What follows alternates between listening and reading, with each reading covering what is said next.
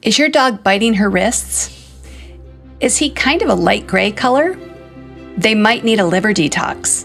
Let's find out how to know and what to do.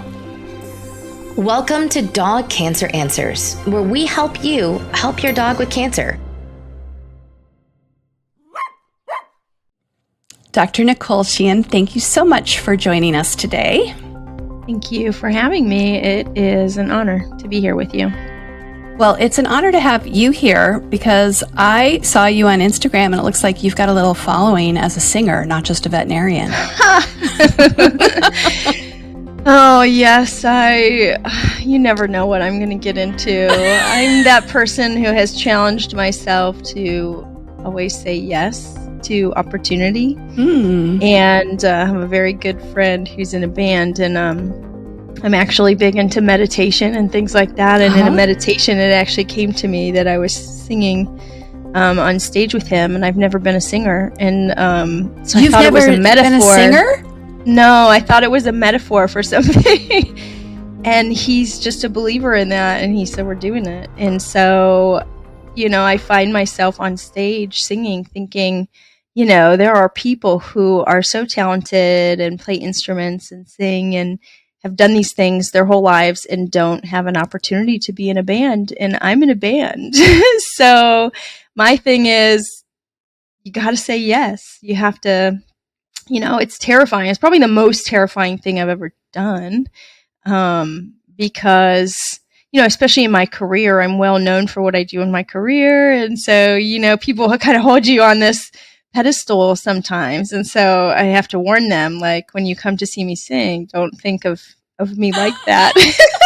So I would never have known that you weren't, singing in the high school choir and, starring in the musicals, and that you were just getting back to something you loved. I had no idea that. No. Well, congratulations. And thank you. What an inspiration for our listeners, because so many of us are, facing dog cancer. And we're in that closed down, shut down place. And I actually think it's the place that you are embracing when you go out on stage, and also when you do all of these wonderful things in your own career as a veterinarian, but also an entrepreneur, where you open yourself up and say yes. Whatever it is that people need to say yes to, that open-minded attitude is always going to help, don't you think, with anything? Absolutely. Yeah. I mean, I think I have learned so much in this career about being open-minded. And the majority of my clients are coming to me because they have been given no hope, no good options. Right. And they just want to make sure they're doing everything they can, which I think is fair. I think that's all we all want for our pets. And we have this responsibility to do right by them. And I think there's also something in people's hearts that just tell them there has to be more. There has to be something else other than these two awful options. And so what I have learned is, a lot of times we can do a lot better than those two options. And so when people come see me, I just really try to get them to open up to the idea that it might be better than they think, that maybe it's not limited to just black or white, like you do all of these crazy treatments or you do nothing and wait for them to pass. And so, I think that it's opened up my mind in a lot of ways in life and I think that happens to my clients too, right? They start seeing the world different when you can shift something, or when someone tells you it can't be done and you do it, and you do it over and over again, you start thinking, well, maybe I won't listen to everyone who says this is the only way to do it, or this other thing can't be done. You never know what can be done. You just have to go for it sometimes. I love it. So I have so many questions for you that don't have to do with the topic at hand, but you came to discuss detoxing pesticides. So I want to talk about that. Yes. And then I want to bring you back for lots of other discussions. Okay, great. Yeah. Okay. So a dog has cancer, and one of your first thoughts is let's just do a liver detox. Am I accurate about that? Yeah. So I think for me, the way that I view cancer, the way I view all disease is, how did this start? Mm-hmm. What happened here? And I do think cancer is multifactorial, but there is a trigger in the immune system for something. There is a reason. And so I try my best to go back to the beginning of when it started, or, what could have been a trigger for this disease. And again, that's for cancer, but it's for everything. And exposure to pesticides or strong chemicals is absolutely on my list of things that I'm looking for. They can mutate genes, and just one gene has to get mutated in order for this cascade to start. So yeah, and they cause damage to our tissue and free radicals in our system, and they do irreversible damage if you don't assist the body in cleaning that out. So that is something that I have become very passionate about. The detox actually means from your point of view. The thing to remember is that our bodies are designed to detoxify. Right. So we have all of these systems in our bodies that are meant to run across unhealthy substances and get them out of the body. And the problem is, well, I'll tell you something interesting. Early in my doing integrative medicine, I did a lot of Chinese medicine, and I was trying to look, and I'm an herbalist in my heart, so I do a lot of herbs, and I was trying to find herbs to detox the body because I knew fundamentally some of these dogs needed to be detoxed, and none of my Chinese herbs would do it for me. And I'm like, this is so interesting. But if you think about it, Chinese medicine is ancient. Like, we did not have to they didn't deal with these chemicals. And they weren't exposed to all of this when they were designing, Chinese herbs and medications and remedies. And so I had to look to a different system to try to detox these dogs. And so we're just exposed to a lot of chemicals. We all are. It's in our air. It's in our lawns. It's kind of everywhere. It's in the plastics, and it's in our food sometimes. It's certainly in pet foods. So I think our bodies run across more than they're intended to. It's almost like our bodies haven't been able to keep up with it. And then there's a lot of information in people about gene mutations, like MTHFR gene mutations in people, where people don't have a strong ability to detox. And I tell you, dogs have the same gene. They haven't found it. I would be so ecstatic if someone, would find spend the time to do that genetic test for MTHFR. I'm homogenous for that double mutation. So I am very familiar with how important detoxification is, because I operate at 30%. Absolutely. So you have to be I believe very strongly that certain breeds especially are prone to that. That's interesting. I see over and over again the same breeds needing to be detoxed. What breeds are those? Well, they happen to be the same breeds that are prone to cancer. Oh, isn't that interesting? So my number one that I see it in is the buff golden retrievers. Tends to, for me, I see in my practice, the lighter colored ones are more susceptible.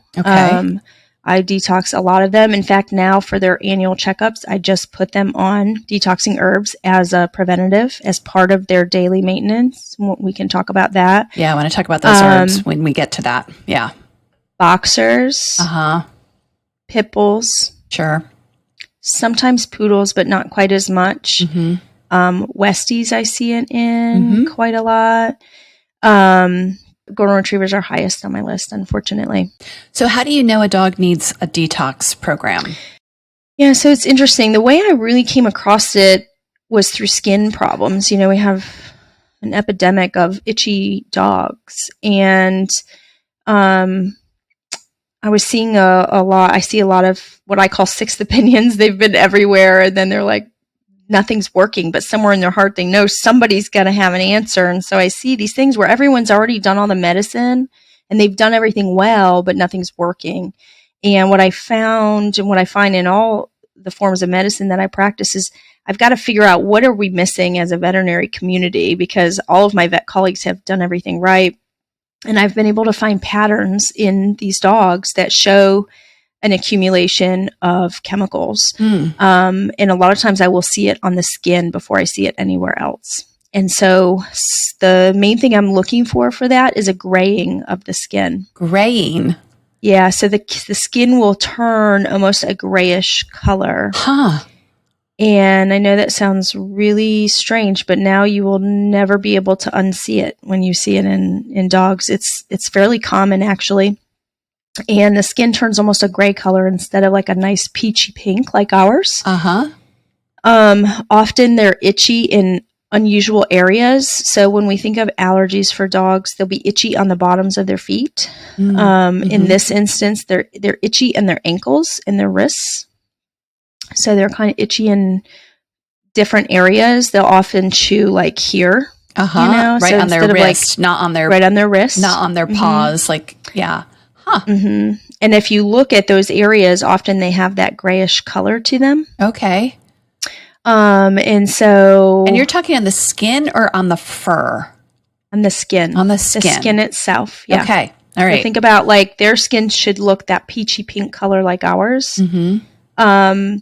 You know, do you ever hear about like for older people, they'll say they have liver spots on their hands? Yes. And those are big freckles. There's a reason they call those liver spots. So you will actually see really large freckles sometimes develop on dogs' bellies. I have seen instances where the tumors have actually popped up in those freckled areas. Okay. So you could look at it, a freckle, and think, I wonder if is it like gray? Like you might be able to see that color change just right there. And usually it's not going to be like one freckle. It's like last year my dog had pink skin and this year it's covered in freckles. It's almost like black and white, like just covered in freckles. Because usually it's going to accumulate in the skin in a large capacity, like everywhere. So that's this is from my knowledge, that sometimes if the liver can't fully detoxify, then the skin is another organ of elimination and it tries to assist, right? It says, I can get things to the outside of the body, just send it through all of my pores and I will do it. And that's when you can get an eczema or acne or other things that may seem like normal skin problems, but could actually be a sign of underlying, not always, but sometimes as a sign of underlying liver working too hard, being overburdened, needing help, and the skin trying to rescue it. This is what we're talking about. You are with spot dogs. on. You are absolutely spot on. Okay. And so when the liver is not doing its job properly, and that means it could either be a weakened liver, so what we're talking about, like maybe a gene mutation or some kind of thing that the animal was born with, or, you know, they either have what I call a weak liver, or they have run across a higher than normal amount of chemicals. And the liver, the healthy liver, can't keep up with what it's been, you know, what it's seen. And so the body will start to shoot it out the skin, just trying any way to protect itself, which is really amazing that our bodies are meant to do this. Isn't this incredible? But that is my number one thing I'm looking for. Okay. And so if I see a cancer patient, I'm looking at their skin, actually. No matter what kind of cancer it is. No matter what kind of cancer it is. Now, there are two cancers that are more linked that there are actually studies on. Okay. There's extensive information about lymphoma being linked to pesticides in people and dogs. We have found a small amount of research about mast cell tumors. I have personally found mast cell tumors to be linked to a high burden of chemicals. Okay. And so those are my two main ones. Like if I have someone who comes to see me, we have not a lot of cancer within our practice because we have so many preventative strategies for dogs. But the patients that I'm coming to see from other clinics that are coming with lymphoma and mast cell tumor, the very first thing I do is detox them. And for any other cancer, I'm looking for signs on the skin that show me, or in the liver. Maybe there's like these mild liver enzyme increases that nobody really knows what to do with. Right. That's they kind of say, well, it's a little elevated, but we won't worry about it, or it's not a problem, because it hasn't yet gotten to a clinical problem where you're seeing symptoms associated with that. But you're saying that gray skin might be a symptom. Absolutely. Uh-huh. Yep. And it's a problem. So if I see any liver elevation whatsoever, I don't poo-poo it. That is already my tip off. Like the body is under distress and it's not an emergency, but we need to do something about it. And we probably need to have a preventive strategy for that dog moving forward. Because it's showing, like maybe we just catch it at a time where it has its annual checkup and we happen to catch this elevated liver enzyme. What about the rest of the year? You know, or maybe we put them on something like denamarin or milk thistle or something to clear up those liver enzymes, and then we take them off. Well, what about the rest of the year? So to me, that's a big symptom of maybe this dog needs ongoing preventative strategies to help it detox because it's struggling for whatever reason. How do we detox a dog? Like, what is it that you actually do? Well, I think glutathione is fantastic. Can you give glutathione to a dog? Absolutely. Okay. Yeah. You're, like you said, you're bypassing the system. You're getting to the end result of that detox pathway by doing glutathione. I'll be honest with you, I don't use glutathione in dogs because I kind of have my own little detox I do. Sure. But glutathione would be really attainable to most pet parents. Wow. And that's easy. So my go-to would be milk thistle. Uh-huh. Yes. Also very attainable. Yes. Right. And so I would say most dog patients would do about 50 milligrams per 10 pounds. Per 10 pounds. Is that once a day? Okay. Mm-hmm. Do you split cannot it up? overdo it. Oh, okay. Yeah. So you're better to do more than less. It is a really safe herb. And then, so if a dog comes in and I need to actually do a detox, I have kind of an herbal combination that has 6 things in it.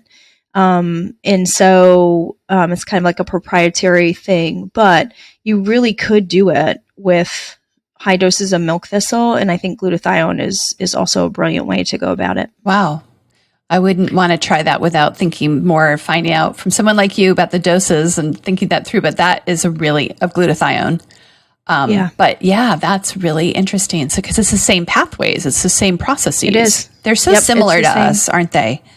They really are. And a lot of what I learn through human herbalists, and then I try it in dogs, and it's amazing. They really are very similar to us in a lot of ways. And sometimes, yes, I can't get from my own community how to do this, and so I have to go into the human medicine and try to pull from things that people are doing in human medicine for this. Okay, I have a question about fasting, because I know that for me, when I am feeling really toxic, I suppose you could say, like my liver needs a rest, the very easiest way for me to get that is to actually just give it more time to work and to kind of get some of that stuff out by not giving it anything more to do, by not eating for a while, like 24 hours. Have you ever... I was thinking about this the other day when I was reading through some of the material that you sent in preparation for this. I wondered if dogs don't sort of give themselves a little fast when they skip a meal if they're not feeling well. Do you think that's possible, that they're sort of I do. Yeah. Uh-huh. One of the other things I have learned in the last 10 years of my practice is to listen to them. So the more I do herbal medicine, so I have this thing I do where I have what I call like my tester kit. And so I have little tiny vials of all of my herbs, because if I see a patient who's really toxic or has several problems, I like to get down to the nitty gritty quickly. And I don't like to waste my clients' money. I like to pick like the perfect formulas. And here I have 350 herbal formulas. So I'm like really into herbs. And so I might pick several and say like, whatever that animal feels like they need to do first, they'll choose that herbal formula because it's natural. So I literally just unscrew the tops and have them sniff it, and they'll try to eat it out of the bottle. And that's how I know I have a winner. And so in doing that, I have figured out like they know better than I do. So sometimes I just get out of the way and I'll let them choose. And so I think you're exactly right. I have seen where dogs will purposely skip a meal, and I'm okay with it. So you don't panic. They know something. No, they know something that we don't know. They know how to take care of themselves if we just let them.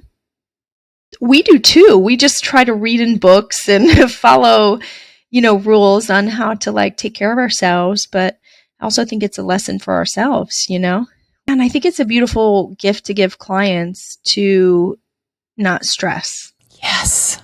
It's like you are doing your dog right by listening to them.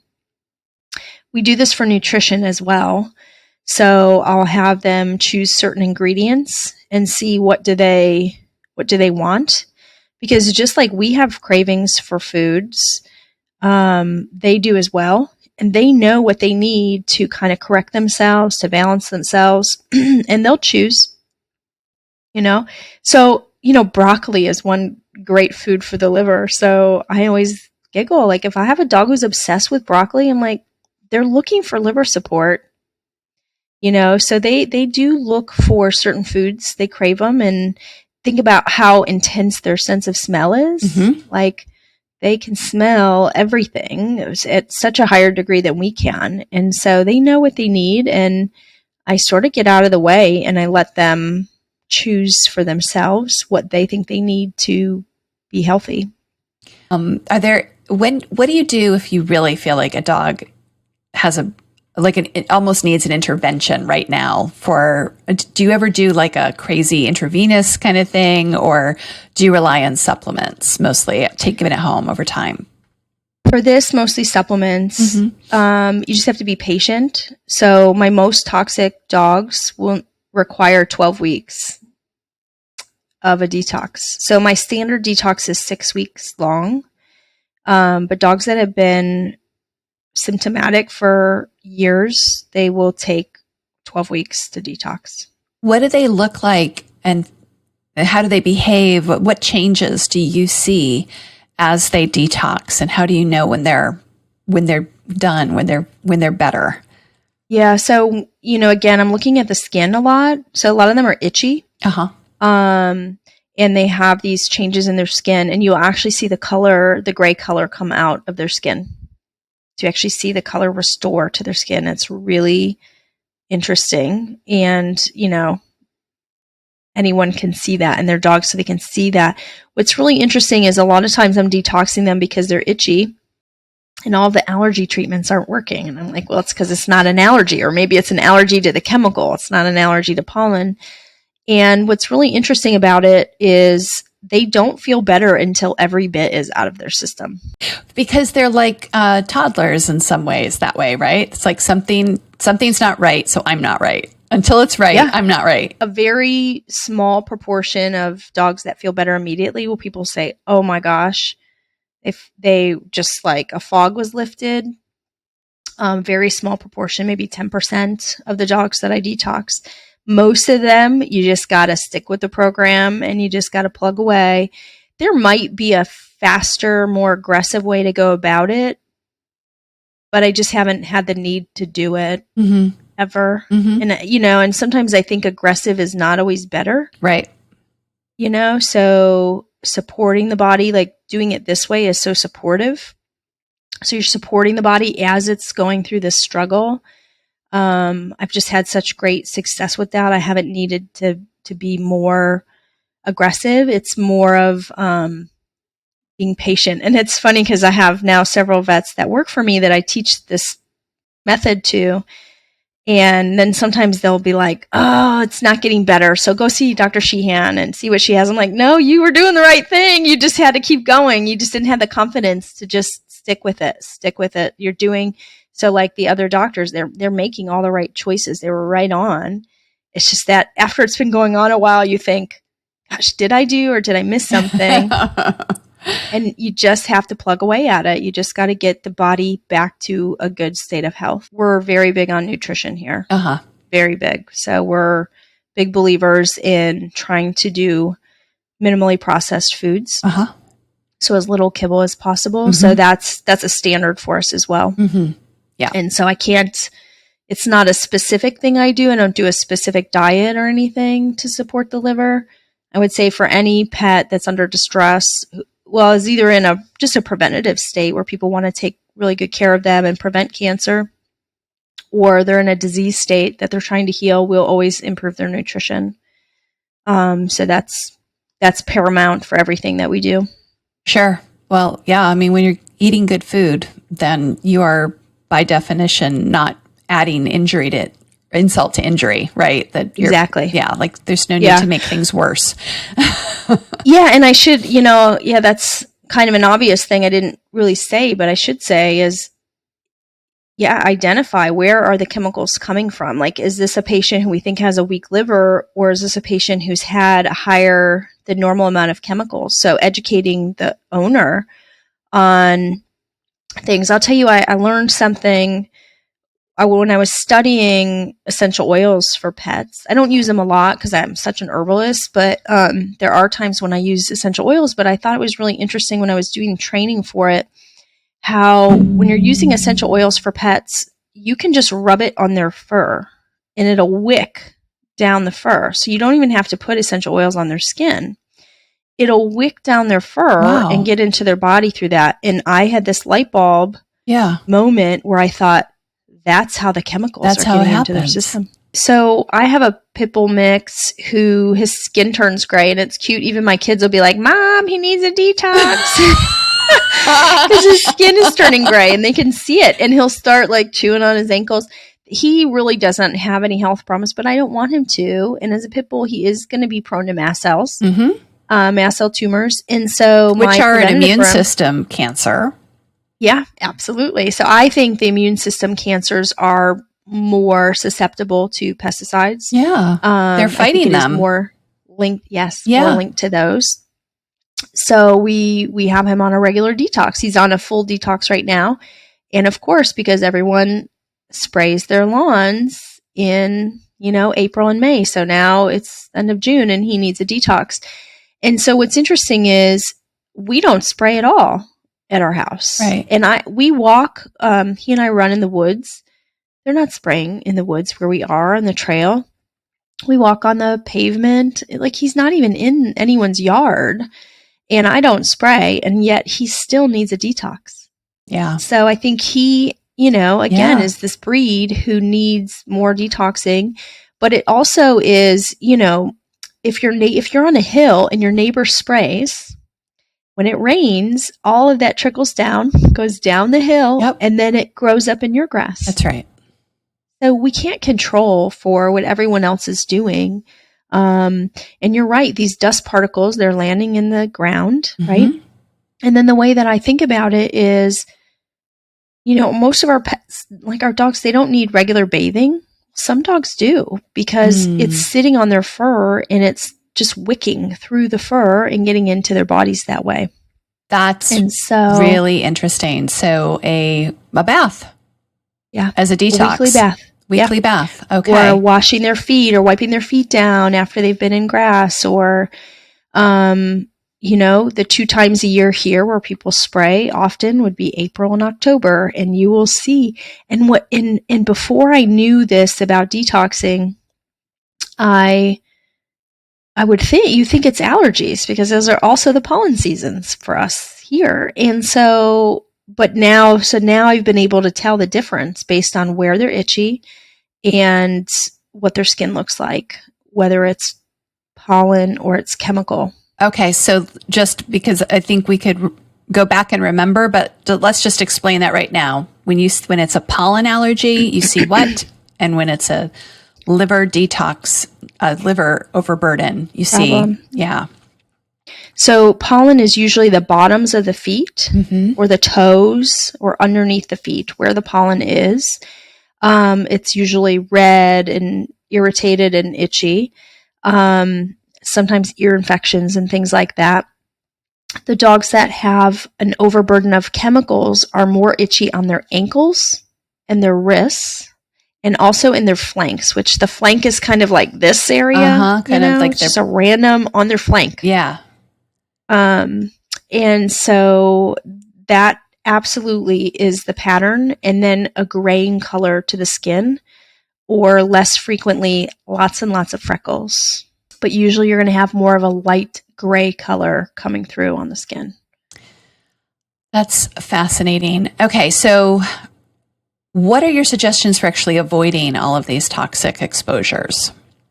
Yeah, so think twice about treating your yards. Think about what is more important to you, the grass or your pet's health. You've got to make a decision about the chemicals that you're directly exposing your pets to. During those seasons where, and I had someone yesterday who said, my husband loves his grass. Mm-hmm. Okay, well, she just knows this. So what I have learned over the years is I don't tell anyone to do anything they don't want to do. Right. It's pointless. It doesn't work. It doesn't work. It never does. So I don't judge her. I don't make her feel bad. Right. I'm certainly not going to make her husband feel bad. Mm-mm. This is her reality. Mm-hmm. So what I have to do is I have to support this dog. And so she knows this. And so I just tell her, and she's a great client. Okay, well, we're going to do regular detox on your dog. And she's fine with it. She loves it. And so you've got to make, choices one way or the other. Mm-hmm. And so that's one thing, is just being careful about what's being sprayed. Inside the home, I don't tend to see a problem with like cleaning sprays and things like that. That does not seem to be an issue. Where I see an issue is when people have redone their flooring.